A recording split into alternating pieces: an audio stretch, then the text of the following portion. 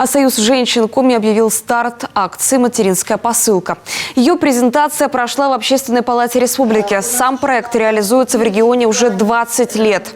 Он направлен на поддержку солдат из числа сирот, призванных из республики на службу в армию.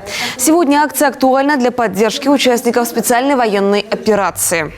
Хотелось бы обратить внимание к тем ребятам, которые находятся в зоне боевых действий, которые как раз именно сегодня стоят на защите нашего Отечества, на защите наших семей, нашего будущего. Поэтому она приобретает более широкий характер, и мы привлекаем, обращаемся ко всем жителям, ко всем трудовым коллективам, к женщинам, помочь сорганизовать вот эти материнские посылки, чтобы их ушло как можно больше. Посылки станут подарком бойцам ко Дню защитника Отечества к 23 февраля.